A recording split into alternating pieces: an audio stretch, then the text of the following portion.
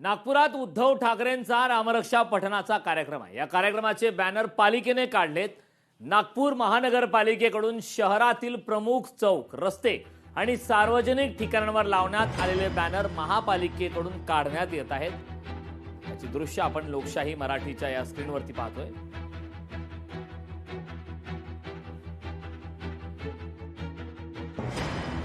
राम रक्षा महाआरतीचं आयोजन हे नागपूर शहरात करण्यात आलेलं आहे। श्री राम मंदिर रामनगर इथे त्याच्याच निमित्ताने जे बॅनर लागलेले आहेत, काही तासापूर्वीच ते बॅनर लागलेले आहेत आणि अचानक इकडे महानगरपालिकेचे अधिकारी आपण जर या रस्त्यावर पाहिलं तर फक्त ते महारक्षा महाआरतीचे बॅनर काढत आहेत। इतर कोणतरी ते यादव म्हणून ग्रस्त आहेत, कोणतरी इथले स्थानिक आमदार आहेत, भाजपचे कार्यकर्ते आहेत, त्यांचे कोणाचे बॅनर काढत नाहीयेत। सिलेक्टिव्हली फक्त याच कार्यक्रमाचे बॅनर काढण्यात येत आहे।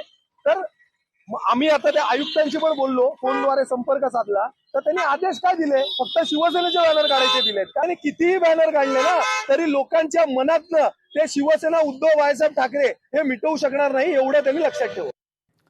स्वर्गामध्ये इंद्र, दिल्लीत नरेंद्र, राज्यात देवेंद्र, महाराष्ट्राचा राम फडणवीस असं वक्तव्य निलेशचंद्र मुनींनी केलं। निलेशचंद्र मुनींचं हे वक्तव्य आता समोर आलेलं आहे।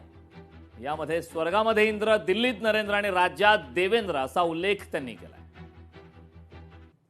स्वर्गातनी इंद्र आणि दिल्लीतनी नरेंद्र आणि महाराष्ट्र छत्रपती शिवाजीच्या भूमीवर देवेंद्र देवाभाऊ आहे आणि ही देवाभाऊची सरकार आहे आणि देवाभाऊ एक कट्टर हिंदुत्वाचे प्रचारक आहेत आणि त्यांनी हिंदुत्वाचा मार्ग आणि रास्ता पुरा महाराष्ट्रामध्ये जगात आणलेला आहे। रामरक्षा कवचची आवश्यकता ज्यादा त्यांनी कुराण वाचावं, कारण की त्यांनी सांगितलं आहे की आमचे जे औरंगजेब आहेत ते आमचे बंधू आहेत, तो बोलाता तर त्यांनी आपल्या मातोश्रीवर शुद्धीकरण करावं। नागपुरातली त्यांची आवश्यकता नाही हनुमान चालीसा करायची आणि रामरक्षा करायची।